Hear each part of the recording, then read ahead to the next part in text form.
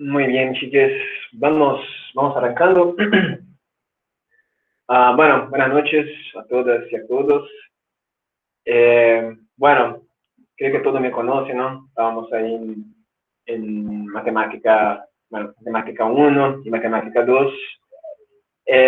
Y bueno, ahora en matemática 3. Bueno, antes de arrancar, quisiera pedirle que, bueno, quienes puedan y quienes quieran que activen sus cámaras, que está muy bueno para que podamos tener una clase un poco más cercana a la experiencia de una clase presencial, ¿no? Tá, y nada. Muy bien, gente. Bueno, en esta clase de hoy quisiera repasar con ustedes cómo va a ser la unidad, ¿no? La planificación de las clases de la unidad ya está en la plataforma. También yo ya colgué ahí algunos archivos, algunos documentos, eh, bueno, para que ustedes estén al tanto de cómo vamos a llevar la unidad. ¿Está bien? Entonces, la idea de la clase de hoy es nomás comentarles un poco, ¿no? De qué es que vamos a hacer en esta clase, cuál va a ser el programa, más o menos, cuáles son los contenidos que vamos a ver. También comentarles un poco de las actividades que vamos a desarrollar a lo largo del semestre, ¿tá? Y bueno, comentarles algunos detalles, cómo van a ser los parciales, cómo van a ser las clases. Y tá, después quisiera hacer un breve repaso de integrales, ¿no? Integrales fue el último tema que vimos en Matemática 1, ¿verdad? Del primer semestre del año pasado. Y tá, nomás para que, bueno, para que podamos recordar algún detalle, algo que quizás ya se olvidaron. ¿Está bien? Pero bueno, nada, la idea es que sea una clase un poco más tranqui, ¿está bien? Y ahí, sí, en la próxima clase arrancamos, de hecho, con los temas de la unidad. Muy bien, déjame presentar acá.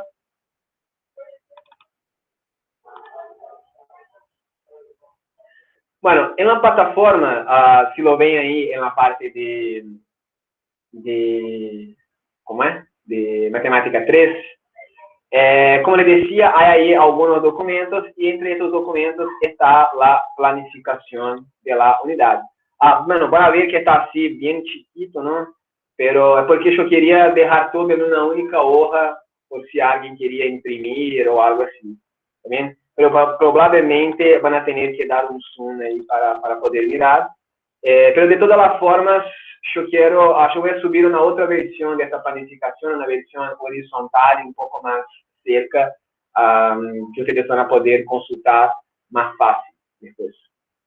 Bien. Bueno, antes que nada, esta unidad va a ser una unidad 100% virtual, también no vamos a tener instancias presenciales, infelizmente. La idea al inicio era tener un par de instancias presenciales, ¿no? Porque pensábamos que la situación ya se estaba arreglando un poco, pero bueno, como ustedes saben, se empeoró un poco ahí al final del año y por eso decidimos hacer todas las clases virtuales. ¿Okay? Entonces, bueno, el curso va a ser más o menos como hicimos en Matemática 1 y Matemática 2, ¿también? Vamos a tener clases sincrónicas acá en Meet, ¿también?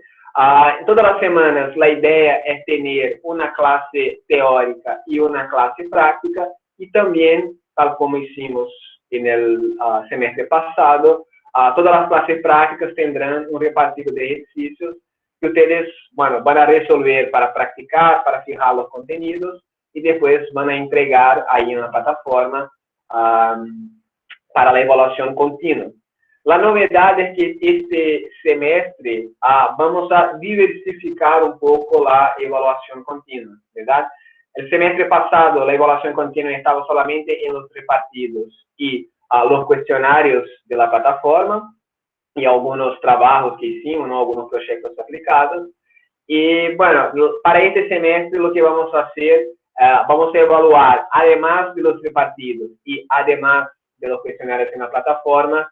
Vamos a evaluar también participación en la clase sincrónica, participación en clase de consulta, participación en el foro de la unidad en Moodle, porque el objetivo con eso es hacer con que el Moodle sea algo más que un repositorio de materiales, ¿no? Que sea algo realmente interactivo. El Moodle está bastante bueno, hay un montón de recursos y por eso, bueno, nos proponemos este semestre con Ignacio a trabajar un poco mejor los recursos de Moodle. Bueno, con respecto al tema, a los temas que vamos a ver en esta unidad, acuérdense que en Matemática 1 hemos visto básicamente cálculo diferencial, ¿no? Vimos ahí derivadas, aplicaciones de derivadas, límites, continuidad de funciones. En Matemática 2 vimos básicamente lo que es álgebra lineal, ¿no? Entonces todo el estudio de matrices, de sistemas, de transformaciones lineales, ¿está bien? Y ahora en Matemática 3 vamos a seguir con los contenidos de Matemática 1, ¿está bien? En Matemática 1 vimos el cálculo diferencial y ahora en Matemática 3 vamos a estudiar el cálculo integral, ¿está bien? Si en Matemática 1 el foco estaba en las derivadas, en esta unidad el foco está en las integrales, ¿está bien? En realidad, el curso de Matemática 3, como que lo podemos dividir en dos partes. También la primera parte está más focalizada en integrales, en cálculo integral, pero la segunda parte vamos a ver un poco de ecuaciones diferenciales. ¿Está bien? Entonces, solo para repasar con ustedes, nosotros estamos acá en el módulo 0, ¿no? Y la clase de hoy vamos a ver entonces un repaso de lo que vimos de integrales en Matemática 1. Después seguimos, ¿no? Vamos profundizando el estudio de integrales. Para la próxima clase, esta semana va a ser una clase un poco, esta semana va a ser una semana un poco diferente, ¿no? Esta semana vamos a tener dos clases teóricas, porque, bueno, vamos a tener la clase de repaso hoy y el viernes ya arrancamos con un tema nuevo específico de Matemática 3, ¿está bien? Este tema va a ser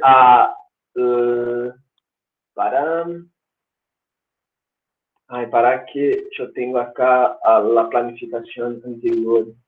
Aquí abajo. Bueno, un segundo, gente.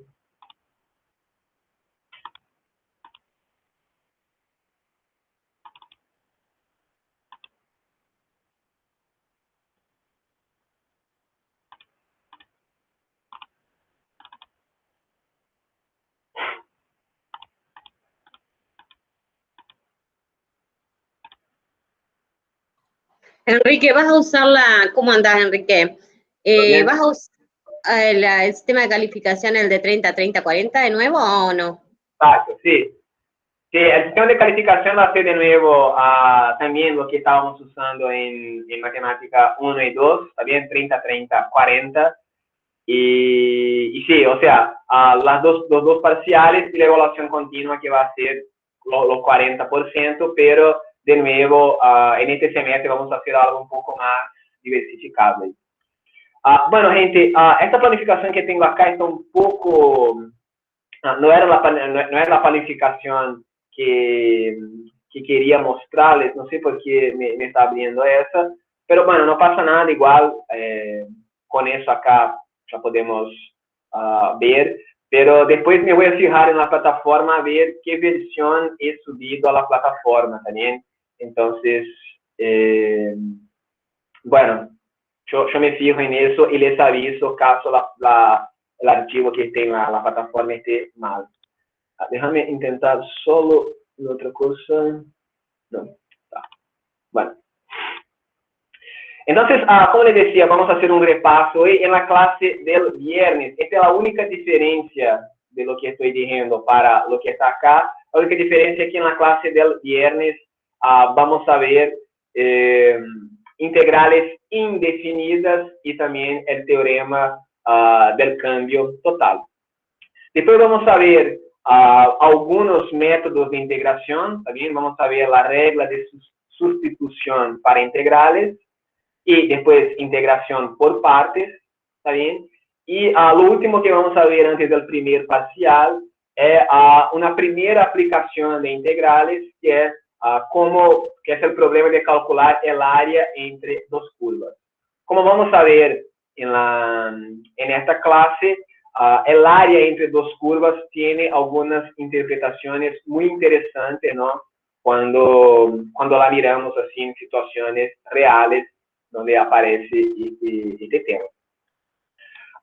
Bueno, nuestro primer parcial es el 23 de abril, ¿está bien? Y como siempre, la clase anterior al primer parcial va a ser una clase de consultas, ¿está bien? Una clase dedicada a que ustedes puedan evacuar las dudas que tienen sobre los contenidos o a veces sobre algún ejercicio. Después del primer parcial, seguimos viendo algunas aplicaciones más de integrales, ¿está bien? En el módulo 5 y 6. Y bueno, en el módulo 7, ¿está bien? Ahí a principios de mayo arrancamos con ecuaciones diferenciales, ¿está bien? Entonces, la idea, el plano, es que el 12 de mayo arrancamos con ecuaciones diferenciales y en esta misma clase vamos a traerles un trabajo que ustedes van a realizar en equipos, ¿está bien? Va a ser un trabajo sobre ecuaciones diferenciales, ¿está bien? De nuevo, ustedes lo van a hacer en equipos y la idea es que, bueno, ustedes van a desarrollar este trabajo y al final del curso, al final de la unidad, nos van a presentar sus resultados, ¿está bien? Pero, de nuevo, todavía no tenemos las consignas, la lista del trabajo, eso después les hacemos llegar, ¿está bien? Pero, bueno, también va a ser parte de la evaluación continua y de proyecto aplicado de modelado con ecuaciones diferenciales, ¿está bien? Y la idea también es que en este proyecto aplicado ustedes puedan utilizar, pueden aplicar todo lo que vamos a ver de la parte de ecuaciones diferenciales.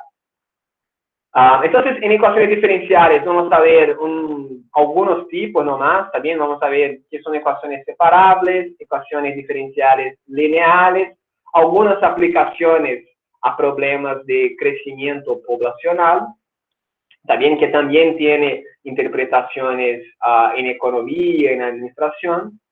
Y por fin vamos a ver un poco de ecuaciones lineales de segundo orden. Bueno, estoy diciendo estos términos, pero no se preocupen, obviamente todo eso vamos a aprender después, ¿no? Que es cada cosa.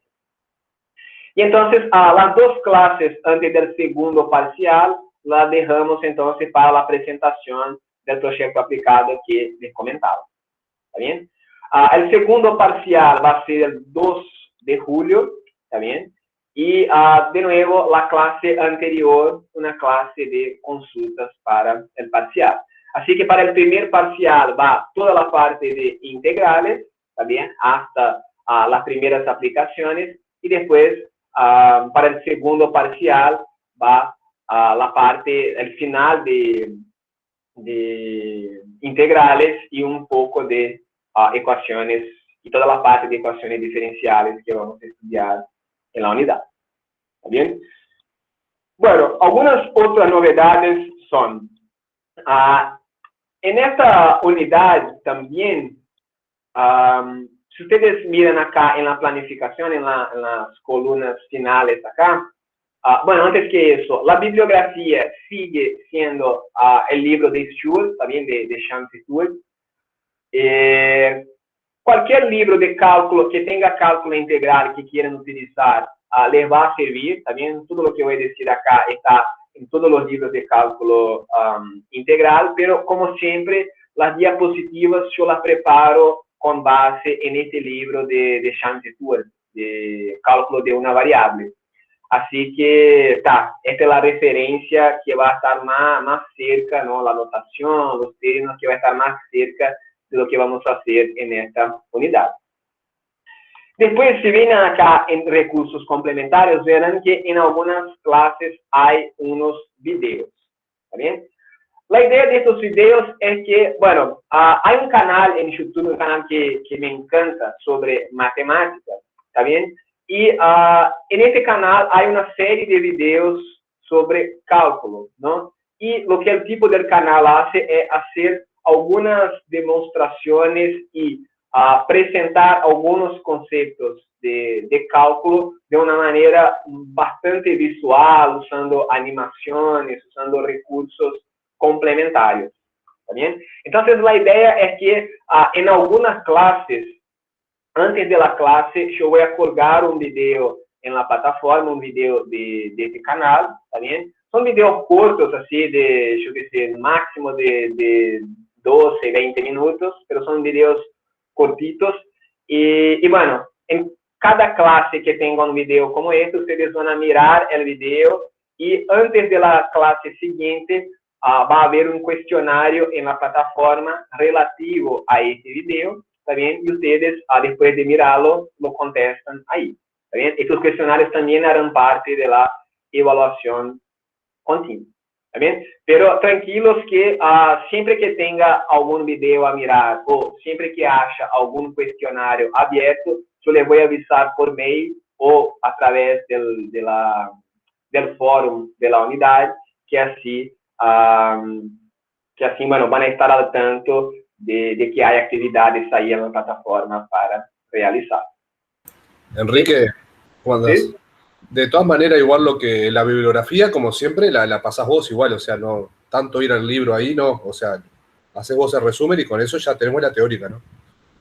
Sí, yo siempre armo las diapositivas de modo que ustedes no necesiten consultar el libro, ¿no? Yo siempre armo las diapositivas con todos los contenidos que van a usar, ¿está bien? Entonces, si quieren, pueden acompañar las clases utilizando solamente las diapositivas.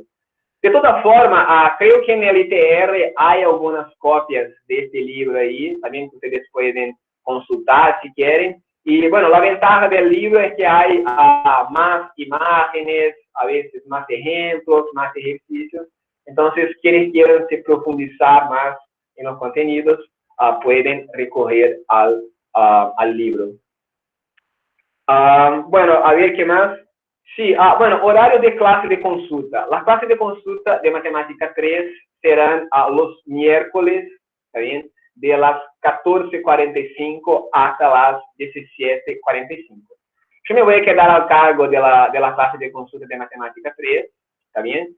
Y bueno, la idea es que los miércoles en esta ventana de horarios, ¿no? De las 3:45 hasta las 6:45, yo voy a estar disponible para evacuar cualquier duda que ustedes tengan.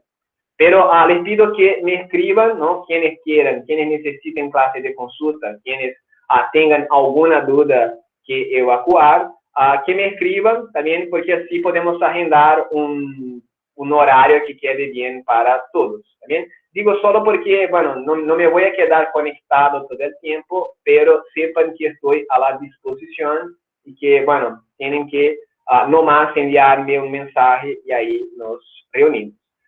De todas formas, este semestre queremos hacer hincapié en el uso del fórum, ¿está bien?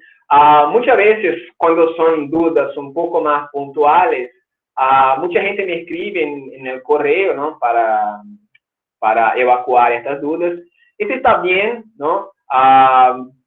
Creo que pudimos hacer muchas cosas en Matemática 1 y 2 a través del mail, pero le voy a pedir que, por favor, que utilicen también el foro de la unidad, porque ahí la discusión se hace mucho más rica, ¿no? Todos pueden ver la resolución, a veces alguien que también tiene duda en el mismo tema puede aprovechar también la explicación, a veces alguien tiene algún comentario, alguien hizo de una manera diferente. Entonces, por favor, utilicen el foro. De todas formas, con Ignacio vamos a tratar de proponer algunas discusiones ahí en el foro para que ustedes también puedan ir agarrando la mano y participando de las discusiones en el foro. ¿Está bien? Bien, no sé, creo que solo eso. ¿Alguna duda, gente, sobre la planificación de la unidad? No. Bien. Dale, entonces está. Es esto nomás. A ver. No, bueno, está el trabajo en equipo que les comentaba, la clase de consulta y, bueno, la grabación de las clases vamos a hacer también tal como hicimos el semestre pasado. Yo voy a subir las grabaciones al YouTube y ahí voy a dividir los videos en capítulos, ¿no? Tal como estábamos haciendo también el semestre pasado, que así queda más fácil para que ustedes puedan encontrar a veces algún tema específico que quieran repasar. ¿Está bien? Pero igualmente yo voy a colgar todos los links, todos los videos ahí a la plataforma, así que no se preocupen, también las clases prácticas van a estar colgadas ahí por si quieren rever cómo se hace algún ejercicio. Bien, si tienen alguna duda, vamos a colgar todo ahí. Bueno, nada, si nadie más tiene dudas, pasamos entonces a la clase. A ver.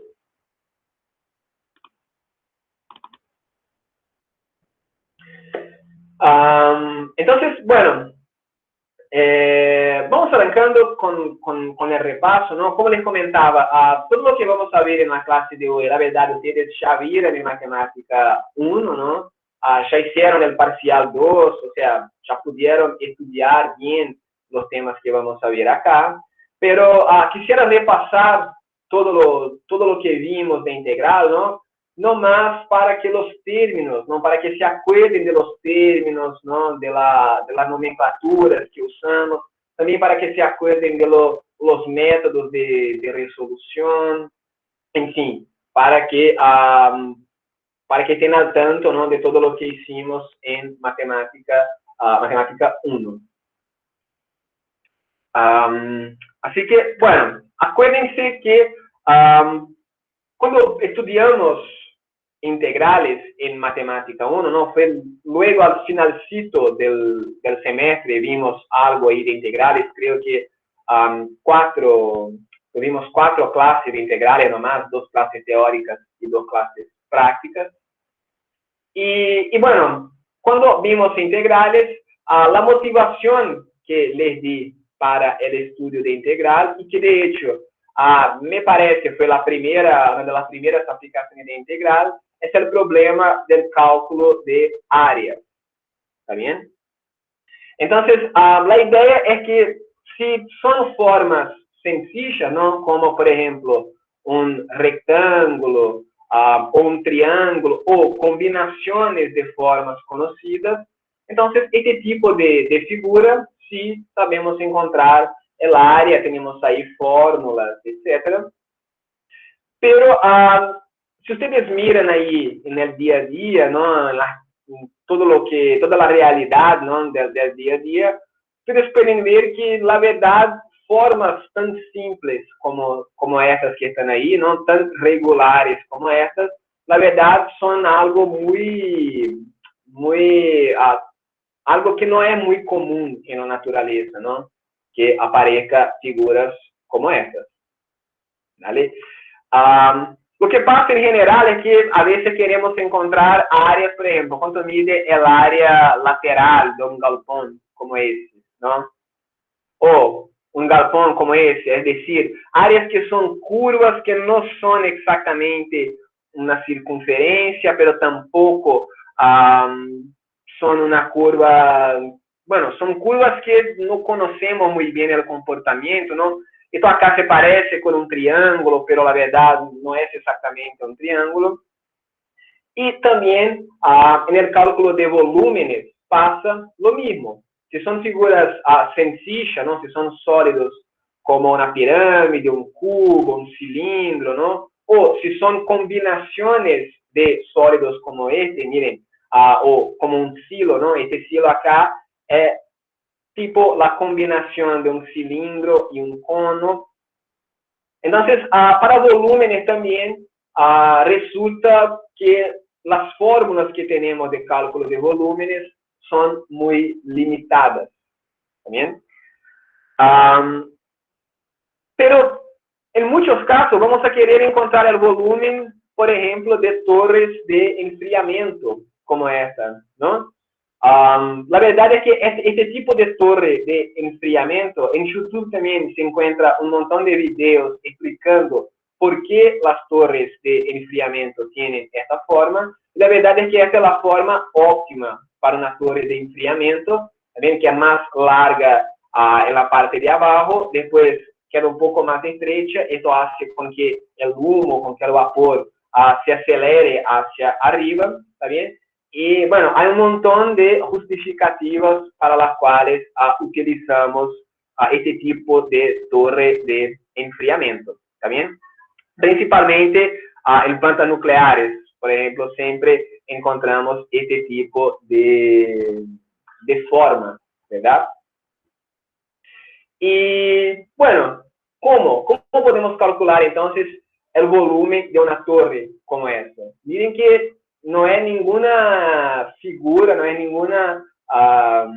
ninguna forma geométrica de la cual tenemos una fórmula para encontrar el volumen, ¿no?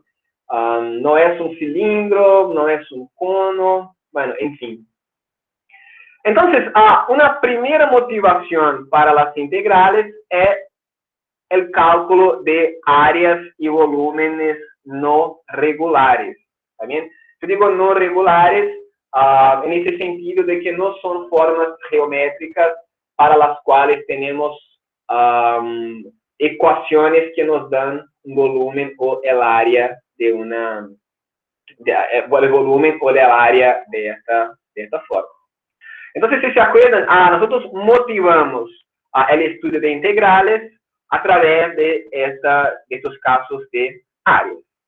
Antes de hablar de integrales, acuérdense que estudiamos qué era la antiderivada de una función, ¿no? Las antiderivadas, quienes estaban en Matemática 1 en el primer semestre de 2020, ustedes ya saben que, bueno, las antiderivadas y las integrales están muy relacionadas, ¿verdad? De hecho, el teorema fundamental del cálculo nos dice exactamente que integrales y antiderivadas son más o menos la misma cosa. ¿Está bien? Pero, bueno, ¿qué son antiderivadas? Antiderivadas son funciones, o sea, es un proceso que deshace lo que hizo una derivada, ¿está bien? Y las antiderivadas aparecen no solamente para motivar integrales, sino que tienen motivaciones reales, ¿no? Por ejemplo, sabemos que el desplazamiento de una partícula nos da la velocidad de esa partícula, ¿no? O sea, la razón de cambio del desplazamiento con respecto al tiempo nos da la velocidad, ¿está bien? Pero muchas veces puede pasar que un físico conozca, por ejemplo, la velocidad de una partícula, pero no conozca su función de desplazamiento, ¿verdad? O en otro caso, un ingeniero mide la cantidad variable a la cual se fuga el agua de un tanque, ¿no? O sea, sabemos que eso es la cantidad, de la razón de cambio del volumen del tanque, ¿también? Pero puede pasar que ese mismo ingeniero podría querer conocer la cantidad que se ha fugado de ese estanque en un determinado periodo de tiempo. ¿Está bien? Y, bueno, distintas aplicaciones de antiderivadas. ¿Está bien? O sea, las antiderivadas sirven para cuando conocemos una razón de cambio y queremos volver a la función que en primer lugar nos dio tal razón de cambio. Entonces, acuérdense que la definición de antiderivada queda bastante obvio con el nombre, ¿verdad? Nosotros decimos que una función f grande es la antiderivada de una función f pequeña, ¿está bien? Sobre un intervalo I. Este es un detalle más técnico, pero que es importante. Entonces, f grande es una antiderivada de f pequeña si la derivada de f grande es igual a la derivada de... Perdón, si la derivada de f grande es exactamente la función f pequeña. ¿Está bien? En otras palabras, a f grande es la antiderivada de f pequeña si la derivada de f grande es f pequeño. Bueno, acá no debería tener esta palabra derivada acá, perdón. Es f pequeño. ¿Está bien? Entonces, en otras palabras, una antiderivada de una función, estamos preguntando, ¿cuál es la función que cuando yo derivo me da como resultado la función que estamos estudiando? ¿No? Entonces, por ejemplo, acá, ¿cuál sería una antiderivada para la función f igual a x cuadrado? ¿No? Entonces, una antiderivada para esta función, en general, representamos la antiderivada con la letra de la función en mayúsculas. La antiderivada de esta función, ¿cuál va a ser? ¿Quién sabe decir? X cuadrado sobre 2. No, casi. X. Mire, ¿cuál es la función que cuando derivo me da x cuadrado?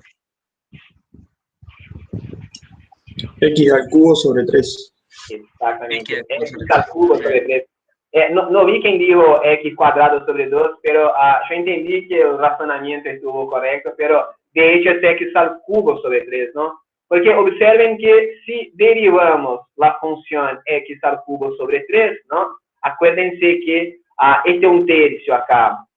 Esto es constante, ¿no? Entonces podemos sacarlo acá como un tercio. La derivada de x sobre 3 es 3x al cuadrado, ¿no? Y ahí, cancelando estos dos 3, obtenemos como resultado exactamente la x al cuadrado. ¿Está bien? Entonces decimos que x al cubo sobre 3 es una antiderivada de x cuadrado, porque si derivamos x al cubo sobre 3, obtenemos como resultado x al cuadrado, ¿no? Como podemos ver en este ejemplo. ¿Vale? Pero observen que la antiderivada no es única, ¿verdad? Porque observen, si en lugar de esta f grande, ¿no? X al cubo sobre 3, hubiéramos elegido como antiderivada a x al cubo sobre 3 más 50, por ejemplo, bueno, esta función g grande acá también es una antiderivada de x cuadrado. Y observen que eso es porque, bueno, si derivamos este término, un tercio de x al cubo, ¿no? Es un tercio queda constante, la derivada de x al cubo es 3x al cuadrado, y la derivada del 50 es 0. Entonces, al final de las cuentas, ¿no? Cuando cancelamos estos dos 3, me queda exactamente x al cuadrado. ¿Está bien?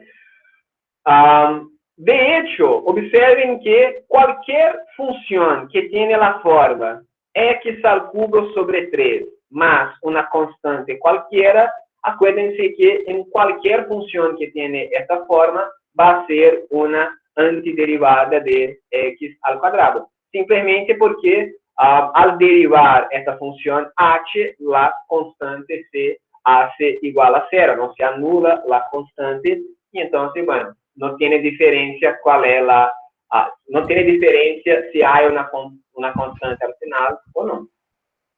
Pero si nos pedís que antiderivemos el x cuadrado, ¿de dónde sacamos la constante esa? Bien, buena pregunta. Hay algunas formas, también, como vamos a ver en las aplicaciones, hay algunas formas de encontrar esta antiderivada. En general, si el ejercicio te pide no más, determine la antiderivada, perdón, si el ejercicio te pide determine una antiderivada de la función f, entonces cualquiera de estas formas estaría bueno. ¿Está bien? Ustedes podrían elegir la constante que quieran acá, o sea, podría ser, por ejemplo, x al cubo sobre 3 más raíz de 17. No importa. Pero si el ejercicio te pide determine todas las antiderivadas de la función f de x igual a x cuadrado, entonces estas antiderivadas las representamos como x al cubo sobre 3 más c. ¿Está bien? Entonces, esta es la forma más general de la antiderivada de la función f, ¿no? Ponemos ahí la c, porque de hecho no importa qué constante es, pero en las aplicaciones, ¿no? En los lugares donde vamos a necesitar de las antiderivadas, la verdad es que no importa cuál antiderivada vamos a elegir. Entonces, bueno, podemos elegir la que tiene la constante igual que 0. ¿Bien? Entonces, el único lugar donde vamos a tener que poner la constante acá es cuando se nos pregunta específicamente cuáles son todas las antiderivadas de una función. ¿Está bien? Si el ejercicio quiere una antiderivada específica con una constante específica, ciertamente va a tener alguna condición inicial, ciertamente el ejercicio le va a dar alguna información extra para que puedan encontrar la constante C. ¿Bien? Perfecto. Muy bien, entonces el ejemplo anterior nos muestra una primera conclusión sobre antiderivadas, ¿no? La verdad es que para cada función existe infinitas antiderivadas, porque cualquier constante que sumamos ahí al final genera una nueva antiderivada. Entonces, la verdad, cada función tiene infinitas antiderivadas. ¿Está bien? Pero estas antiderivadas tenemos que tener en mente que hay infinitas antiderivadas, pero estas antiderivadas se difieren una de las otras solamente por una constante. ¿Está bien? Bueno, algunos ejercicios acá para practicar. ¿Cuál es una antiderivada de la función seno de x? ¿Quién sabe decir? Menos coseno. Menos coseno. Menos coseno de x. Exactamente. Sí, o sea, la antiderivada de seno de x, estamos buscando una función tal que cuando la derivamos nos da seno de x. Bueno, la derivada de coseno es menos seno, entonces tenemos que tomar menos coseno. La derivada de menos coseno va a ser menos seno, y ahí queda positivo. Una antiderivada de 1 sobre x. ¿Alguien sabe? Esa es más difícil. ¿Era logaritmo bien? ¿Logaritmo? Logaritmo más c. Exactamente, perfecto. Sí, la función cuya derivada es 1 sobre x es el logaritmo natural de x. Y, bueno, creo que Santiago ahí no me llamó la atención. De hecho, acá pidió la antiderivada más general, entonces sí tenemos que... Perdón. Bastante acá. No, está bien, porque de hecho deberíamos poner la constante acá. Y bueno, cuando es cuando es una función de la forma x elevado a la n, ¿alguien se acuerda cuál es la antiderivada de una función x elevado a un exponente cualquiera? X elevado a la n más 1 Exacto. sobre n más 1. Perfecto. Exactamente. Es exactamente esta la fórmula que usamos. Con esa ecuación es que hace la antiderivada. Con esa fórmula, ¿no? Sí, o sea... Esa es la fórmula para hacer para atrás. Exactamente, o sea, si tenemos x a la n y queremos hacer para atrás cuál es la derivada que nos dio ahí esta función, bueno, usamos esta fórmula. Pero bien, ojo con esta fórmula que sirve solo cuando la función tiene la forma x a la n. Acá n puede ser un número positivo, negativo, puede ser fracciones, ¿no? Cuando es el caso de raíces cuadradas, por ejemplo, puede ser números racionales, pero no puede ser igual a menos 1, ¿no? Porque si n es igual a menos 1, observen que acá no va a generar un denominador 0. Pero no pasa nada porque la función f igual a x elevado a menos 1, que es 1 sobre x, ya conocemos su antiderivada, ¿no? La que hicimos acá en la letra B, es el logaritmo natural.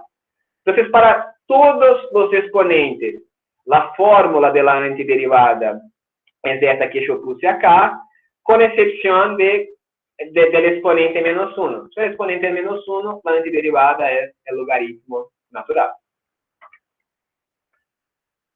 Bueno, todo eso está ahí, ¿no? En las diapositivas, que está todo explicado ahí. Bueno, algo que me olvidé de hacer acá también es que la antiderivada de 1 sobre x es el logaritmo del módulo de x, ¿está bien? Ojo, porque solo calculamos logaritmos de números positivos, ¿verdad? Entonces tenemos que garantizar que el argumento del logaritmo ahí va a ser positivo. Entonces, la antiderivada es el logaritmo de módulo de x. Entonces, bueno, con eso podemos hacer una tabla con las principales antiderivadas, ¿no? Es tal como la tabla de derivadas, pero al revés, ¿verdad? Entonces, bueno, cuando tenemos una función multiplicada por una constante, no importa, ¿no? Mantenemos la constante y calculamos solamente la antiderivada de la función. La antiderivada de una suma de funciones es la suma de las antiderivadas. Acá la regla para x elevado a n que acabamos de ver, la regla para 1 sobre x, la función exponencial natural, bueno, la derivada de e a la x es e a la x, entonces la función y su antiderivada son la misma cosa. Y después acá las funciones trigonométricas, ¿no? La derivada de seno es coseno. Entonces es decir que una antiderivada de coseno es seno. La antiderivada de seno, que vimos en el primer ejemplo, es menos coseno. La antiderivada de tangente es secante cuadrado, ¿no? Porque, obvio, la derivada de tangente es secante cuadrado. La antiderivada de secante al cuadrado es tangente, perdón. Y, bueno, la antiderivada de secante es secante por tangente, de nuevo, porque la derivada de secante por tangente la derivada de secante es secante por tangente, entonces la antiderivada de secante por tangente es secante de x. ¿Está bien? Entonces, cuando ustedes ven ahí al final de los libros que dice que trae una tabla de integrales, en realidad es una tabla de antiderivadas. ¿Está bien? Bueno, todavía no vimos esto de las integrales, pero a quienes se acuerdan del teorema fundamental del cálculo, bueno, esta tabla que estamos viendo ahí, de hecho es una tabla de integrales. Pero esto lo vemos en un ratito. Y bueno, entonces, ¿cómo calculamos las antiderivadas de una función como esta que está ahí? ¿Verdad? Bueno, lo que hacemos es más o menos lo que hacíamos con las funciones. Vamos trabajando término por término, ¿está bien? Y vamos viendo qué se puede hacer. Algo que resulta bastante útil es reescribir la función, ¿no? Entonces, acá 4 seno x más 2 veces x a la cuarta. Y observen que acá tenemos 1 sobre raíz de x, ¿verdad? Esto es 1 sobre x elevado a 1/2, ¿verdad? Y 1 sobre x elevado a 1/2 es x elevado a menos 1/2. Entonces acá x elevado a menos 1/2. Observen que yo nomás reescribí la función. ¿Está bien?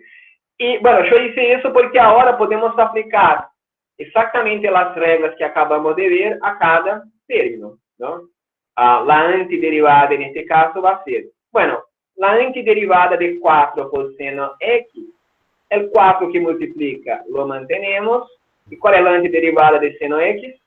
Coseno. Menos coseno. Menos coseno. Menos 4 coseno. Ahí va, perfecto.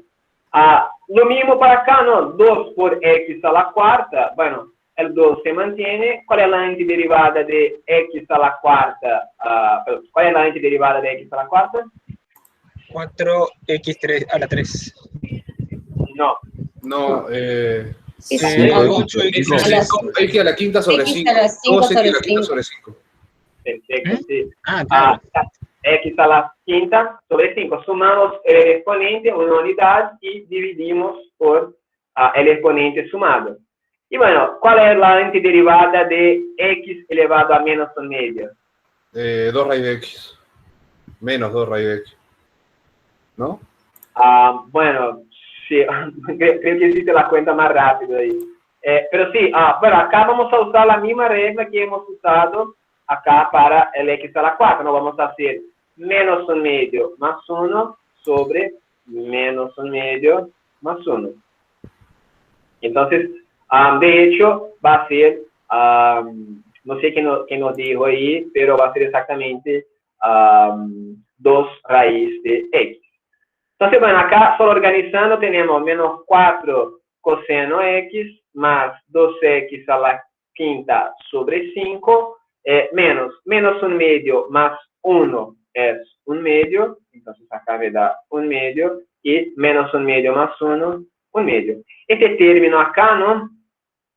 Dividir por 1/2 es lo mismo que multiplicar por 2, entonces este de acá es igual a raíz de x por 2.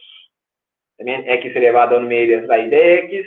Este 1/2 que está ahí, invertimos y multiplicamos por lo que está arriba, y ahí nos da 2 raíz de x.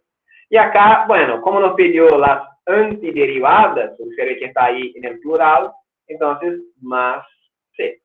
Y esta es la derivada más, la antiderivada más general.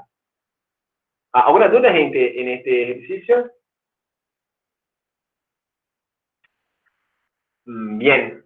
Entonces, bueno, está todo ahí, ¿tá? Y bueno, observen entonces que la verdad es que encontrar la antiderivada no es mucho más complicado. Bueno, para estos casos más sencillos, no es mucho más complicado que encontrar la derivada, ¿verdad? Vamos separando en bloques más simples de trabajar, ¿está bien? Vamos reescribiendo para que los términos queden en la forma que conocemos, que sabemos trabajar con la tabla, y después vamos aplicando todo lo que sea necesario. ¿Está bien? Y observen que, por ejemplo, podemos usar en las aplicaciones. Esto quiero hacer con ustedes porque acá es lo que les comentaba de que el ejercicio les va a dar alguna información extra si el ejercicio pide una antiderivada específica. Entonces, observen acá, una partícula se mueve en línea recta, ¿está bien? Y conocemos nomás la aceleración de esta partícula, ¿está bien?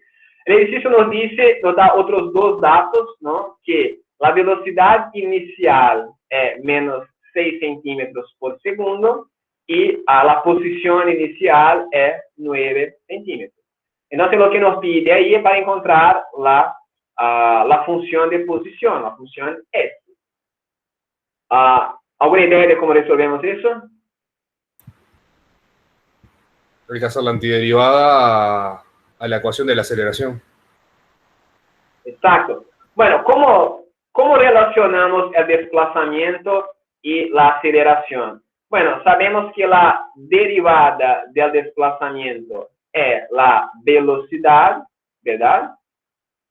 Y sabemos que la derivada de la velocidad es la aceleración, ¿no? Esto quiere decir, si se acuerdan de matemática 1, ¿no? Derivamos la función de desplazamiento una vez, obtenemos la velocidad.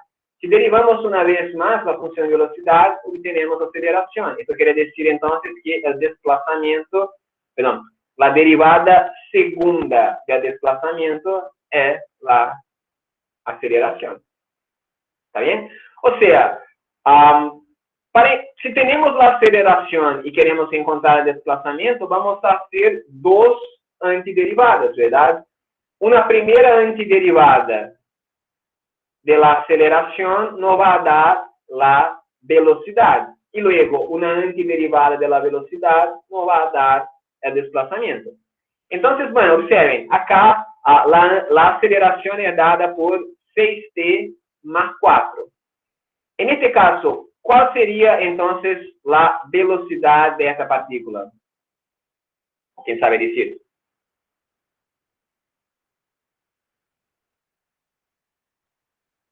Miren, la aceleración es la derivada de la velocidad. Entonces, la velocidad es una antiderivada de la aceleración. ¿Cuál sería una antiderivada de esta función de aceleración que tenemos ahí? Serían 6t al cuadrado. Más 4t. Más 4. Exactamente. Miren, acá 6t es lo mismo que 6t elevado a 1, ¿no? Entonces, ¿No es podemos... 3t? ¿No es 3t? Sí, 3t. Sí, bueno, porque es 6t al cuadrado sobre 2, ¿verdad? Pero sí, claro. está cierto. Bueno, el 6 queda como está, el t le sumamos una unidad, entonces queda 2, dividimos por este mismo exponente 2, ¿está bien? Más, ahora el 4. Bueno, ¿cuál es la función que cuando yo derivo me da 4 nomás? 4t, 4x. 4t, ahí va.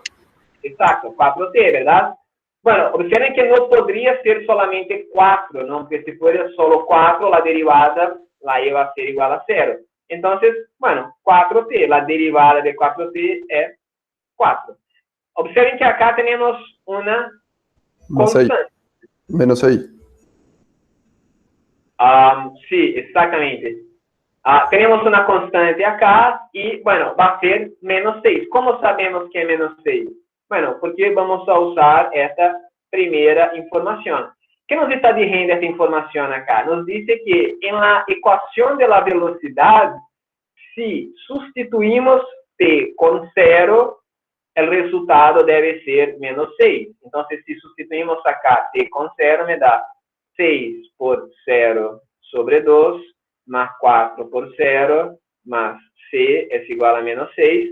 Todo eso acá es igual a 0, entonces c es igual a menos 6.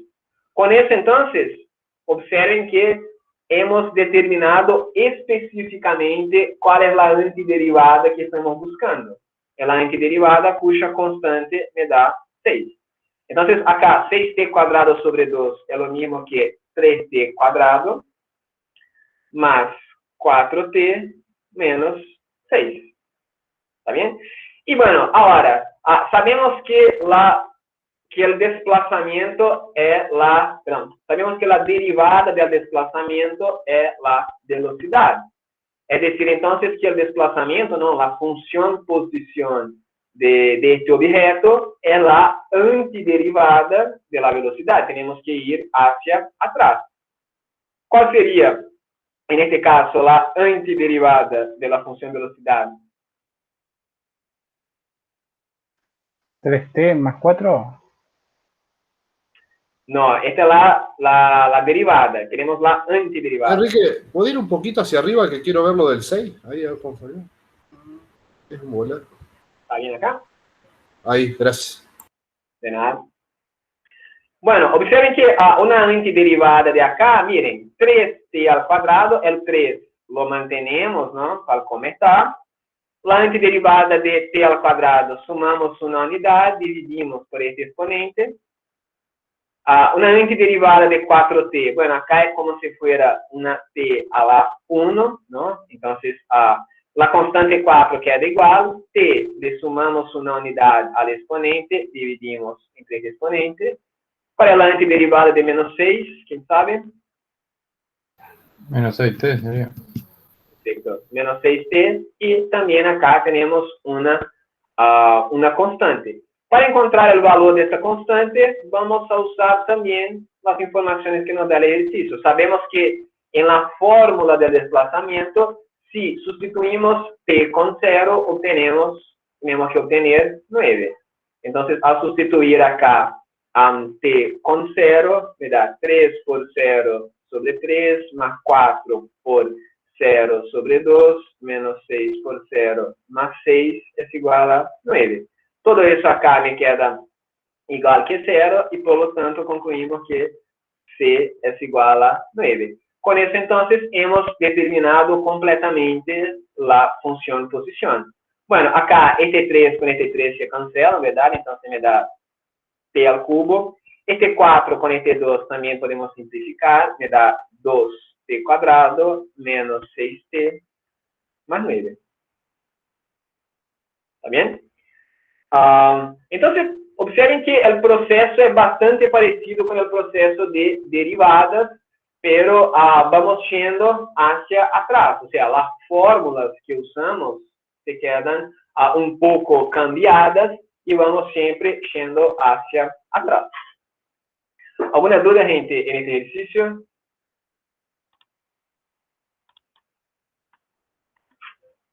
¿No? Bueno. Entonces está todo ahí. Y bueno, vamos siguiendo. Entonces, bueno, acabamos de ver las antiderivadas. ¿Qué tiene que ver eso con el problema del área que estábamos hablando, verdad? Entonces, bueno, algo que no dije, pero creo que quedó claro. Las diapositivas que estoy usando acá son exactamente las diapositivas que ustedes vieron en Matemática 1. ¿Está bien? En Matemática 1, vimos la construcción del problema del área bastante, de una forma bastante detallada. ¿Está bien? Ahí con las cuentas, los intervalos. ¿Está bien? Yo no voy a repasar todo eso, porque, como les decía, la idea es hacer un repaso general de todo, ¿no? Entonces no quiero me fijar mucho en este tema. Pero quiero mostrarles cómo funciona el proceso acá con el GeoGebra, solo para que se acuerden solo para que se acuerden de todo el mecanismo, de todo el procedimiento que hemos utilizado. Entonces, un segundo.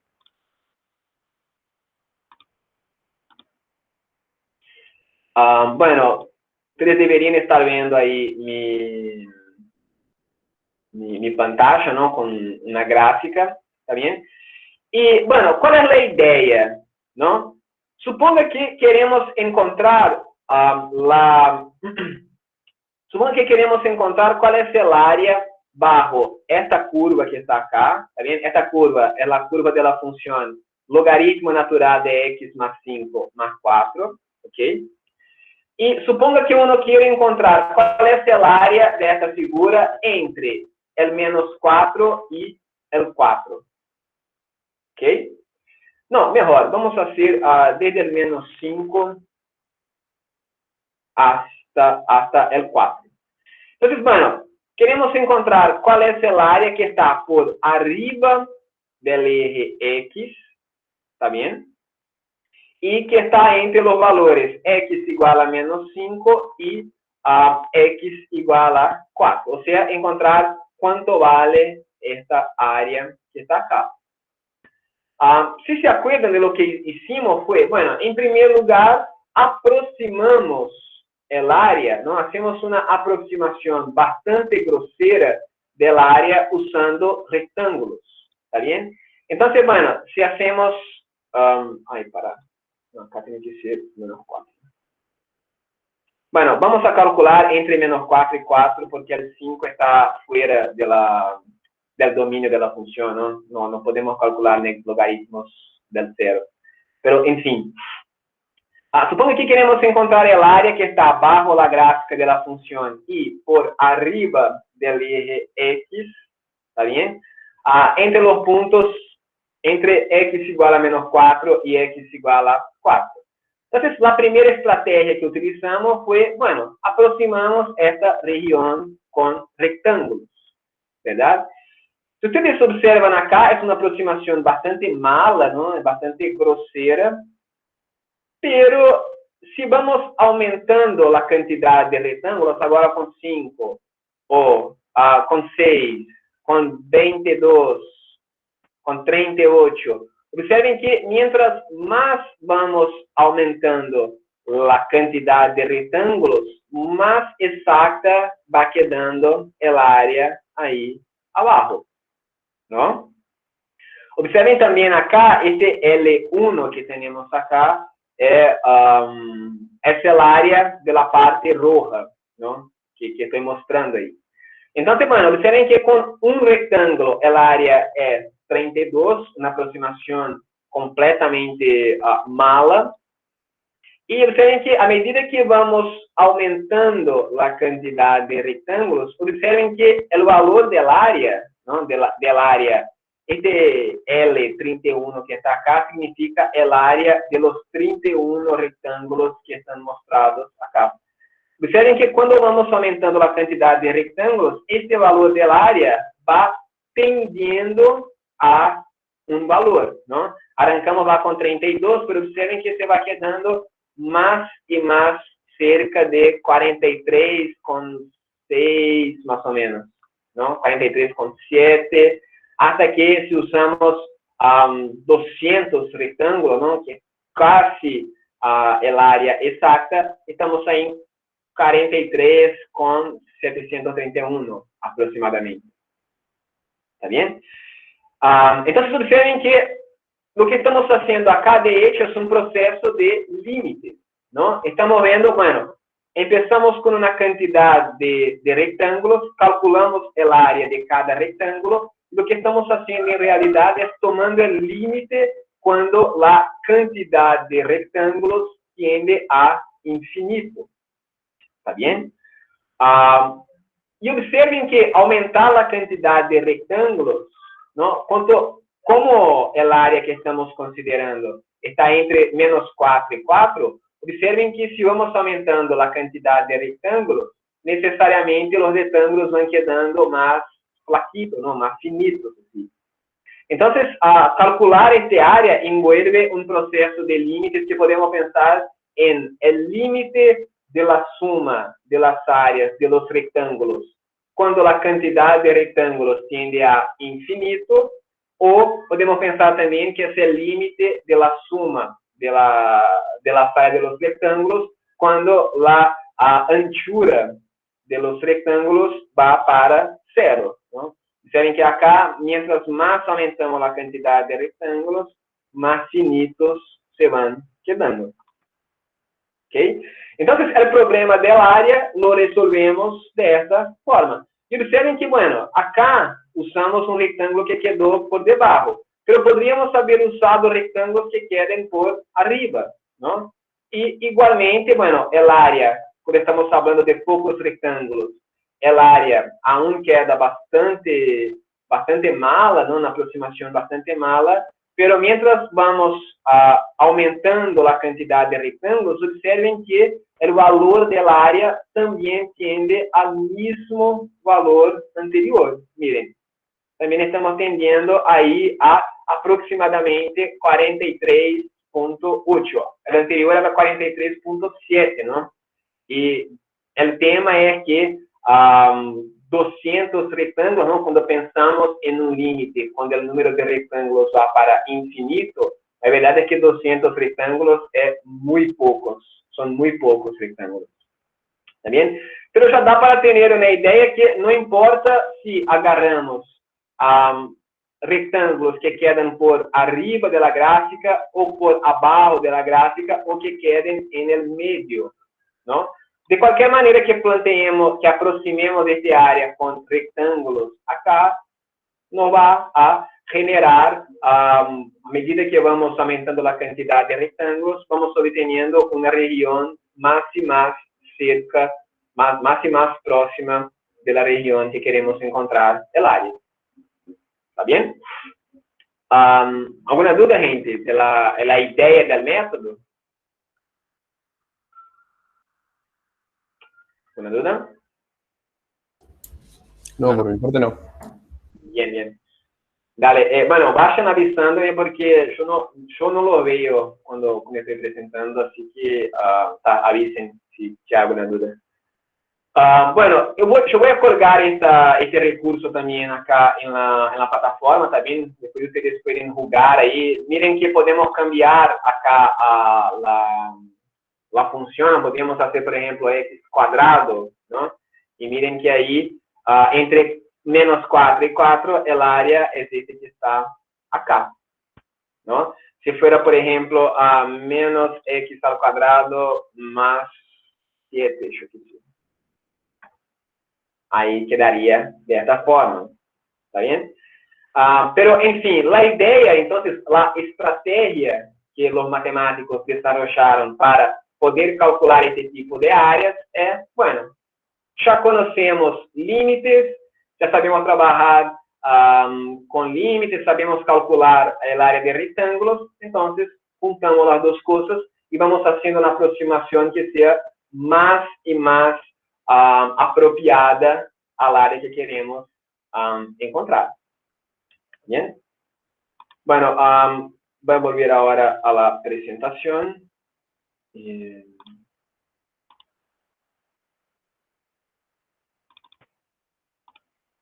Entonces, todo eso que está en estas diapositivas ahí,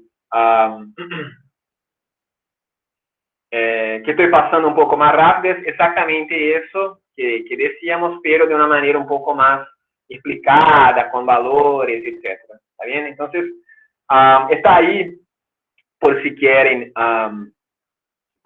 consultar después, pero lo importante es que conozcan el proceso, ¿no? El procedimiento.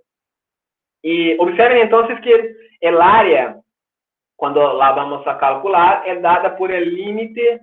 Acá Rn representa las áreas de los rectángulos, ¿no? Cuando n tiende a infinito. Entonces, cuando la cantidad de rectángulos tiende a infinito.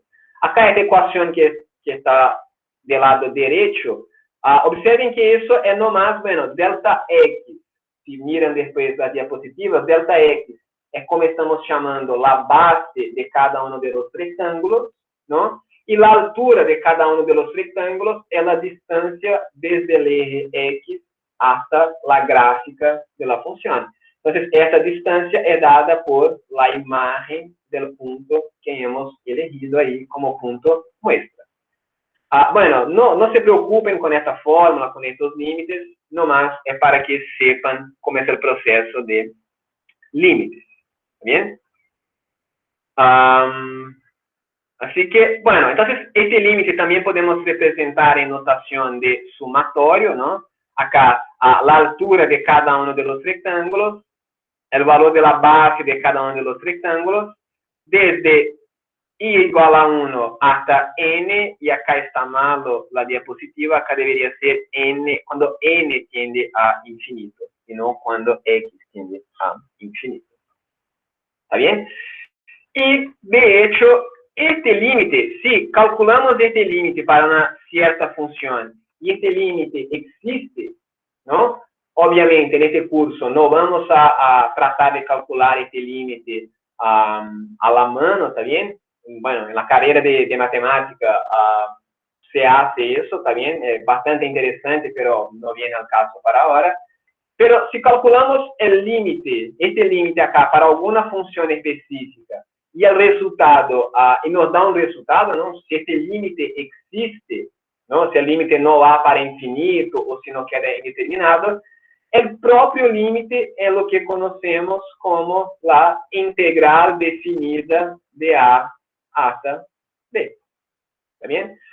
Es decir, acuérdense que este límite nos da el área bajo la gráfica de la función y arriba del eje x entre los valores x igual a A y x igual a B. ¿Está bien? Entonces, este límite acá es justamente lo que conocemos como derivada. ¿Está bien? Bueno, una curiosidad, observen que acá tenemos el sumatorio, ¿no? Cuando el sumatorio, estamos sumando una cantidad finita de rectángulos, ¿verdad? Usamos la notación de sumatorio. Esta letra griega acá es la letra sigma, ¿no? Que hace como si fuera la S del griego. Y después, bueno, si pasamos al límite acá, cuando n tiende a infinito, este sigma, ¿no? Esta S, por así decir, se cambia en una otra S. Este símbolo de integral también es una S un poco estilizada, ¿no? Así que está, cuando el sumatorio evolui, digamos, passa a ter essa cara acá. Bueno, evolua, capaz não ser a melhor palavra, não, porque temos sumas infinitas que são bastante interessantes, pero se passa por esse processo de límite aí de áreas, é de hecho o que vamos a conhecer como integrales. Bueno, de nuevo, gente, no se preocupen con las cuentas ahí, preocupense nomás en entender el proceso, ¿no? Y saber de dónde viene y cómo surgen las integrales. ¿Alguna duda de lo que vimos ahí, del problema del área? No, por ahora no. No, por ahora no. Lujo. Entonces, seguimos. Entonces, bueno, esta es justamente la definición de integral, de integral definida, ¿no? La definición de integral definida es bastante abstracta, también hay un montón de términos ahí, ¿no? La función definida en el intervalo AB, dividimos ese intervalo en n subintervalos, agarramos puntos muestra, creamos rectángulos con estos puntos muestra, sumamos sobre todos y hacemos que la cantidad de rectángulos baja a infinito. Esto es lo que se conoce como, esto es lo que llamamos la integral definida. ¿Está bien? Bueno, yo les decía que cuando este límite existe, ¿no? Si hacemos estos cálculos para alguna función y el límite cuando n tiende a infinito existe, entonces este límite es igual a la derivada, perdón, igual a la integral definida, y en este caso decimos que la función es integrable. ¿Está bien? Entonces una función es integrable si su integral existe.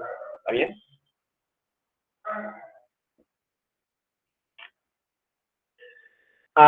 Bueno, algunas observaciones, ¿no? La letra que ponemos acá adentro de la función no importa, ¿está bien? ¿Por qué? Porque el resultado de una integral es un número, ¿verdad? Si la integral existe, el resultado tiene que ser un número que representa el área bajo la gráfica de la función f entre los valores a y b, ¿está bien? Pero la letra que vamos a utilizar no importa, y la suma esa de los rectángulos que después hacemos ir a infinito, es lo que llamamos de suma de Riemann, ¿está bien? Riemann era un matemático alemán, ¿está bien? Y esta integral, ¿no? La integral que se obtiene a través de este proceso es lo que llamamos la integral riemanniana, ¿está bien? Hay otros tipos de integrales, hay otras maneras de definir integrales, que no viene al caso tampoco, no vamos a estudiar acá, pero sepan que esta no es la única integral que existe. ¿Está bien? Observen también que la interpretación que les di para la integral es que la integral mide cuál es el valor del área que está bajo la gráfica de la función y por arriba del eje X. Pero ¿qué pasa si la función toma valores negativos? ¿No? Observen la gráfica de esta función roja acá. Bueno, si la función toma valores negativos, también hay una interpretación de áreas.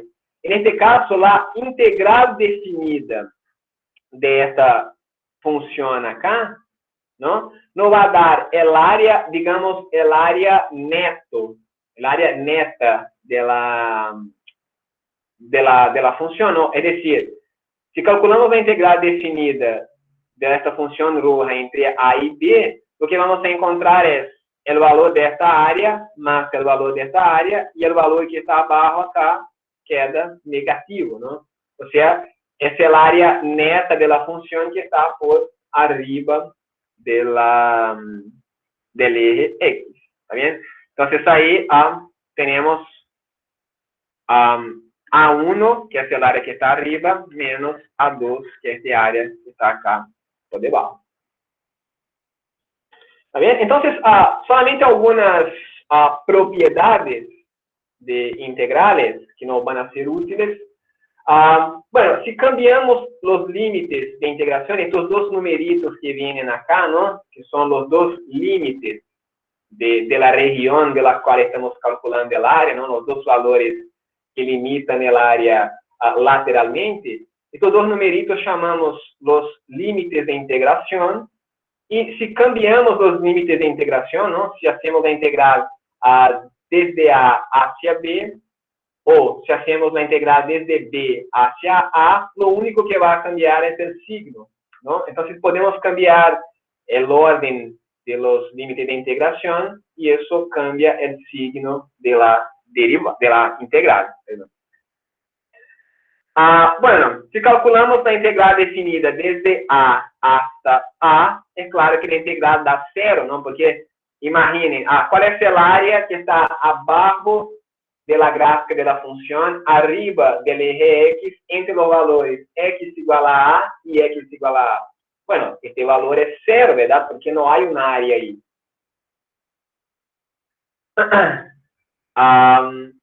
Bueno, la integral de una constante, ¿no?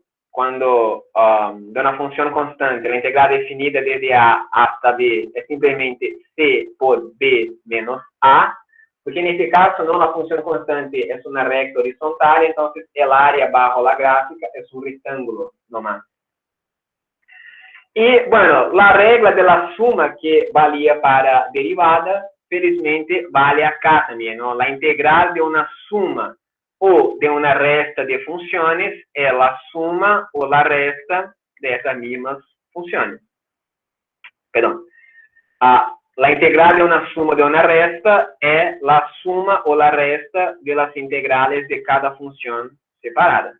Y si queremos la integral de una constante multiplicada por una función, tal como hacíamos en la derivada, mantenemos la constante puede salir de la integral y derivamos nomás la función. ¿Está bien? Entonces, constantes que multiplican también podemos sacar de la integral. Entonces, bueno, ahora para terminar la clase, ¿qué tiene que ver todo eso que hablamos en esta clase, ¿no? ¿Qué tiene que ver las antiderivadas con el problema del área, con las integrales? Esta relación que nos da es el teorema fundamental del cálculo.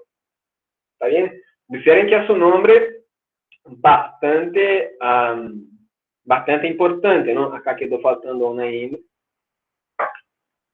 Se llama el teorema fundamental del cálculo y el nombre es bastante apropiado justamente porque es un teorema que hace la relación entre el cálculo diferencial, ¿no? El cálculo de las derivadas y el cálculo integral. Y ahora vamos a ver qué nos dice este teorema. Este teorema también está bueno porque es el teorema que nos permite calcular integrales, porque si siempre que tuviéramos que calcular una integral, hubiéramos que hacer este proceso de límites, crear los rectángulos, calcular el área de cada rectángulo, después hacer el límite cuando el número de rectángulos va a infinito, bueno, calcular cualquier integral va a ser un bajón infinito, ¿no? Porque, bueno, es un proceso realmente laborioso. Pero como vamos a ver, ¿no? Los que se acuerdan ya lo saben, pero el teorema fundamental del cálculo hace con que todo sea mucho más fácil. ¿Está bien?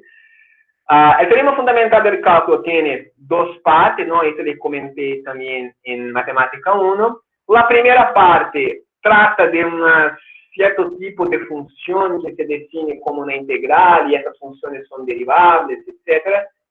Esta primera parte es bastante importante, pero para lo que queremos en esta unidad no nos interesa. Lo que sí nos interesa es la segunda parte del teorema fundamental del cálculo. Y este teorema nos dice que si queremos, suponga que f es una función continua en el intervalo AB, ¿está bien? De hecho, la exigencia que sea una función continua no es tan necesaria, ¿sí? ¿Tá? Si la función es discontinua en una cantidad finita de puntos, también podemos aplicar el teorema fundamental del cálculo, pero hay que hacer algunos ajustes. Pero también acá en esta unidad vamos a quedar solamente con las funciones continuas, las funciones bien comportadas, ¿bien? Pero hay algunos ejemplos que podemos estudiar donde si no se observa eso, nos da algunos problemas, ¿verdad? O sea, si queremos encontrar la integral definida y no hacemos el ajuste que yo les comentaba, ¿no? Y la función no es continua, nos da algunos problemas. Pero bueno, suponga que es una función continua en este intervalo, y entonces el teorema fundamental del cálculo nos dice que la integral definida, ¿no? Desde A hasta B de la función f es dada por una antiderivada de f evaluada en el punto B menos una antiderivada de la función f evaluada en el punto A. ¿Está bien? Esta es la magia del teorema fundamental del cálculo. Porque ahora para calcular una integral, en lugar de hacer rectángulos y límites y áreas, nosotros nomás encontramos una antiderivada para esta función que está acá y la evaluamos en B, en A y hacemos la resta. ¿Está bien? O sea, mucho más práctico, mucho más fácil. Y observen que, de hecho, hace la relación entre derivadas integrales. De hecho, como vamos a ver, la integral es la operación inversa de la derivada. Así como el logaritmo es la operación inversa de la potenciación, la integral es la operación inversa de la derivada. ¿También? La integral indefinida, que vamos a ver en la próxima clase. Bueno, ¿alguna duda, gente, en la letra, por lo menos, del teorema fundamental del cálculo?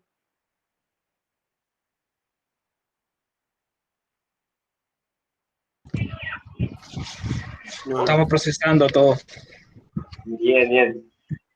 Bueno, sí, yo sé que es un montón de información y todo. Bueno, pero... largas soluciones, lo que pasa. Sí, o sea, las definiciones son bastante complicadas y bastante abstractas, y la verdad, si se acuerdan de Matemática 1, la verdad nosotros nunca más vamos a ver la definición de integral, ¿no? Es solamente para asociar esa definición con el cálculo de áreas. Pero ahora que ya tenemos el teorema fundamental del cálculo, bueno, ahora va a quedar todo más simple, ¿no? Porque, bueno, ahora es un problema de calcular antiderivadas. Este es un problema bastante complicado, ¿está bien? El teorema fundamental del cálculo nos ayuda un montón a calcular integrales, pero la verdad es que hay muchas integrales que nadie sabe cómo resolver. ¿Viste? Derivadas no, derivadas a cualquier persona que domine el cálculo diferencial puede derivar cualquier función, ¿está bien? No importa que tan complicada uno lo haga, las derivadas tenemos fórmulas de derivación para casi todas las posibilidades. Pero para integrales, esto se hace mucho más difícil, ¿está bien? Como ustedes verán, nosotros acá vamos a ver distintos métodos de cómo podemos calcular integrales, pero la verdad aún queda un montón de integrales, un montón de tipos de integrales que no vamos a poder resolver y que de hecho nadie sabe cómo resolver. ¿Está bien? Esto es un bajón de las integrales que, bueno, cuando te encuentras con una integral en alguna aplicación, nunca estás seguro, bueno, en algunos casos sí, cuando es más sencillo, pero si es una función complicada, muchas veces la integral, bueno, se tiene que hacer con aproximaciones en la computadora, en fin, usando algún otro método, porque analíticamente no se puede encontrar. Bueno, este resultado, el teorema fundamental del cálculo, fue demostrado por Newton y por Leibniz. Este es un matemático austríaco, creo, ¿está bien? Encontraron esta demostración más o menos en la misma época, ¿está bien? Y, bien, entonces, solo para terminar la clase, vamos a mirar un ejemplo, ¿está bien? Entonces, bueno, suponga que nos pide para encontrar cuál es la integral definida entre 1 y 3 de la función e elevado a la x. ¿Está bien? Entonces, la integral entre 1 y 3 de e a la x de x. Bueno, este de x yo no les comenté, ¿no? Este de X es lo que llamamos un diferencial. ¿Está bien? Nosotros no estudiamos diferenciales en matemática 1, ¿está bien? No era tan necesario así, pero este es un diferencial. Esto de acá, por ahora, ustedes pueden considerar esto de X como simplemente una notación que siempre hay que haber en una integral. ¿Está bien? Pueden considerar también esta de X como algo que nos dice con respecto a cuál variable estamos integrando, ¿no? O sea, este de X nos dice que, bueno, la variable de la integral es la variable X. ¿Está bien? O sea, no es la variable Y. Y ahí, la letra E es la constante de Euler. ¿Está bien? Pero esta diferencial, cuando estemos hablando del método de sustitución, yo les comento un poco mejor de esta de X, pero toda integral tiene que traer este dx o dy o dt, depende de la variable de la función que estamos estudiando, pero siempre en integrales hay que haber este d y la variable de la función. ¿Está bien? Pero de nuevo, vamos a discutir un poco mejor este términocito ahí en clases futuras. ¿Está bien? Pero bueno, por ahora queremos integrar la función e a la x. ¿Está bien? Esto de x acá no va a hacer mucha diferencia en la integración. ¿Está bien? De nuevo, después con la regla de sustitución sí, pero por ahora nos interesa nomás lo que viene acá entre el signo de integral y la de x. Bueno, ¿cómo calculamos esta función? ¿Cómo calculamos esta integral? Bueno, el primer paso es encontrar una antiderivada de e a la x, ¿no? Entonces, si f es e a la x, ¿cuál es una antiderivada de la exponencial natural? La X. La misma, porque Euler no cambia. Perfecto, exactamente. Es la misma porque la derivada es la propia función. Observen también que la antiderivada más general sería un más c acá. Pero el teorema fundamental del cálculo nos dice que f grande es una antiderivada de f. Entonces puede ser cualquiera, ¿está bien? Podemos poner ahí cualquier antiderivada que nos guste más, ¿está bien? Entonces yo pongo la antiderivada que tiene la constante igual a 0. No pasa nada. ¿Está bien? Entonces, bueno, acá tenemos la antiderivada. El teorema fundamental del cálculo nos dice entonces que esta integral se calcula evaluando esta antiderivada en el límite superior, en el 3, menos esta antiderivada evaluada en el 1. Entonces, menos f de 1. Entonces, f grande, ¿no? La antiderivada es e a la x. Esto quiere decir entonces que eso me va a dar e al cubo menos e a la 1. ¿Está bien? Y ahí ya está. Observen entonces que es un proceso mucho más sencillo que calcular áreas de rectángulos. Bueno, ¿alguna duda en este ejemplo? No, por mi parte no. Buenazo. Algunas notaciones alternativas también. A veces, en lugar de escribir la resta ahí de la antiderivada, vamos a escribir nomás f de x, ¿está bien? Con un guión acá al lado derecho, a y b. Esto quiere decir exactamente que vamos a evaluar f en b y luego en a y hacer la resta, ¿está bien? O entonces pueden ser cochetes, puede ser solo un cochete, en fin. Cuando ustedes ven que hay dos numeritos... O sea que, Enrique, es antiderivar dos veces la misma función que estamos analizando con el límite inferior y el límite superior menos el límite inferior y nada más. Sí, o sea, pero mira, vamos a calcular la antiderivada una vez, solo una vez, ¿verdad? Y ahí esta antiderivada que hemos encontrado la evaluamos en el límite superior y luego en el límite inferior. Pero sí, es nomás calcular la antiderivada, evaluarla en los dos valores y ya está. Evaluarla en los dos valores, ahí está. Exacto. Pero es es una única antiderivada, ¿no? Es la antiderivada de la función que está antes del dx, pero esta única antiderivada la evaluamos en estos dos puntos distintos. ¿Está bien? Por ejemplo, vamos a mirar este ejemplo ahora. Determinar el área bajo la parábola y igual a x al cuadrado desde 0 hasta el 1, ¿no? Entonces la parábola x al cuadrado es algo así, ¿verdad? Acá está el 1, acá está x igual a 0. Entonces, ¿qué queremos encontrar acá? Es este área que está acá entre 0 y 1. ¿Está bien?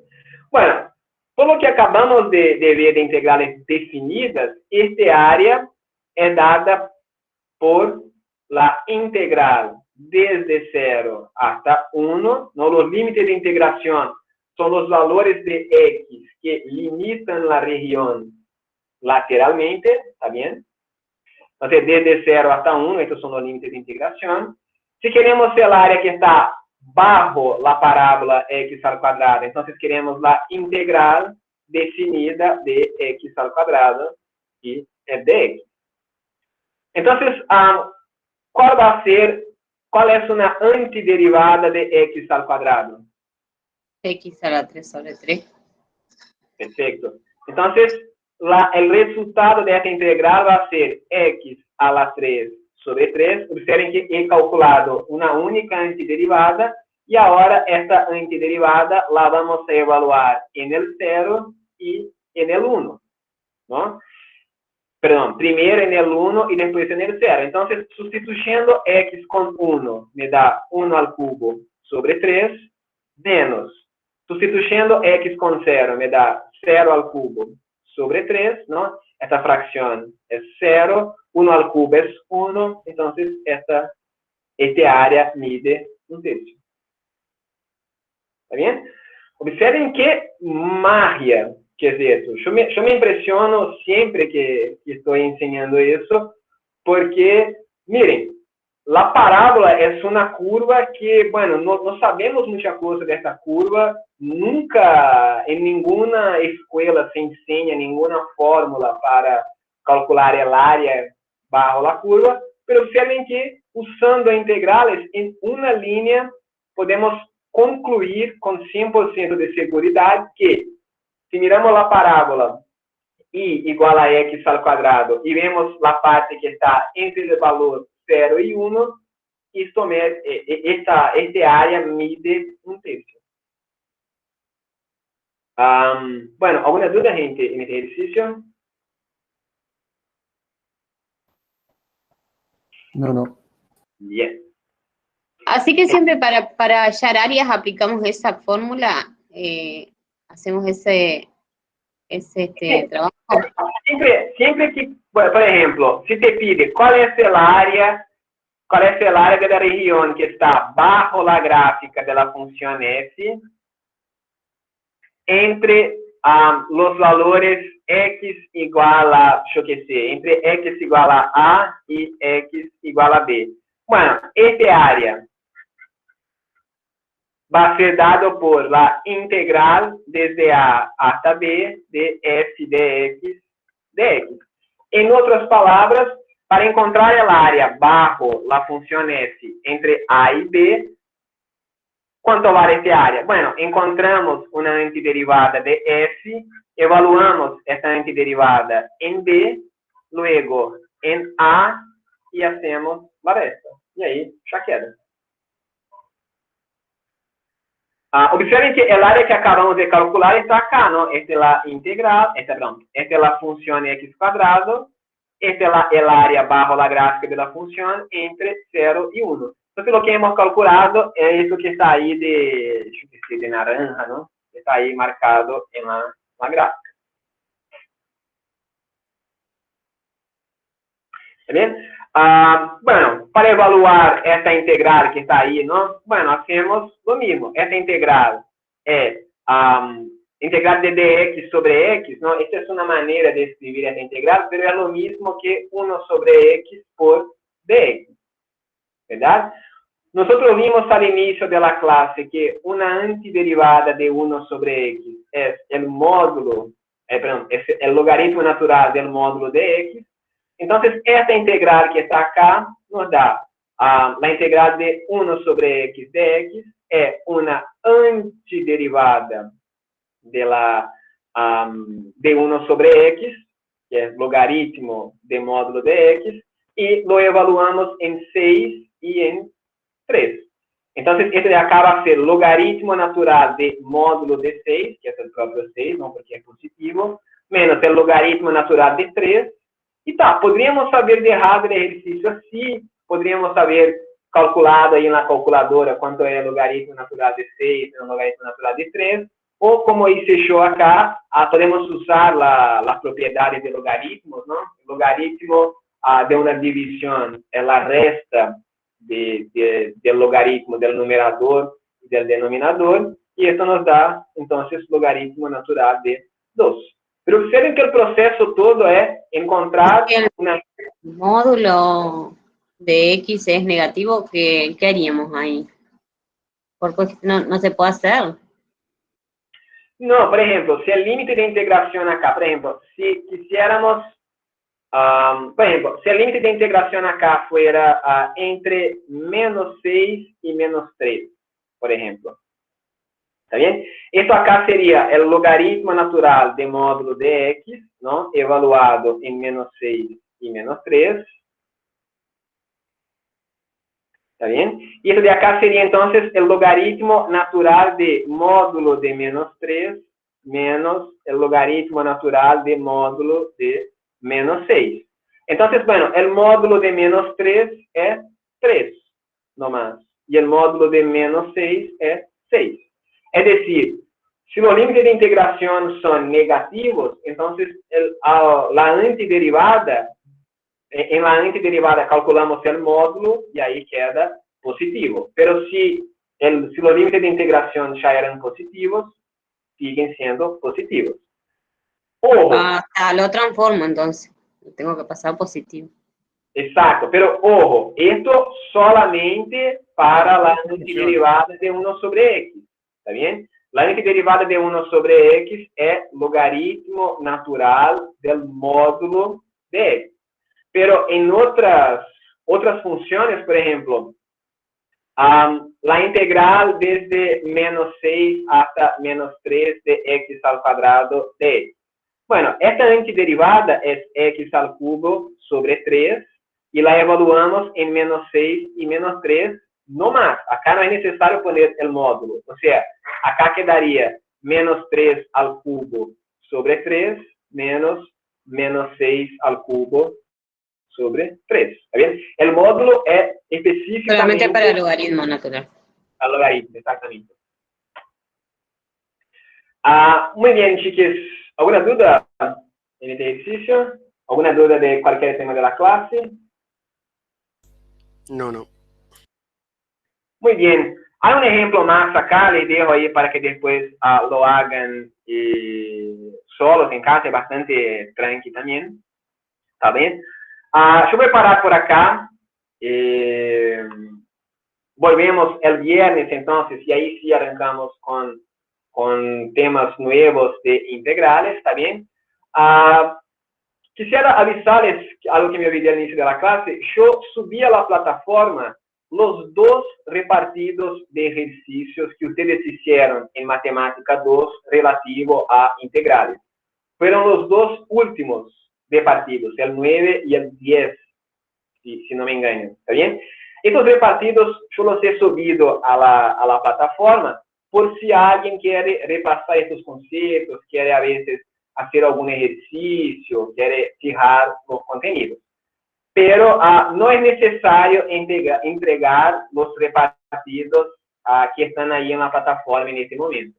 ¿Está bien? Estos que están ahí son solo para estudio y todo eso. Además, está en YouTube, ¿no? Y en la plataforma de Matemática 1 están las grabaciones de las clases que tuvimos sobre integrales. Entonces, si quieren, también pueden rever las clases prácticas están ahí, están un montón de ejercicios resueltos Y bueno, nada, y están las dos listas de 2020 ahí, por si quieren repasar un poco mejor. Bien.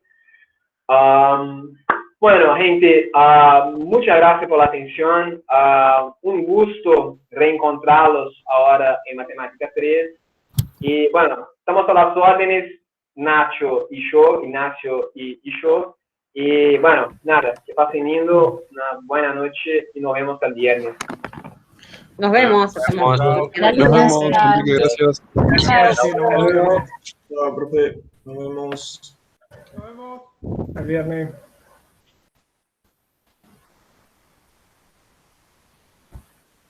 ¿Y qué?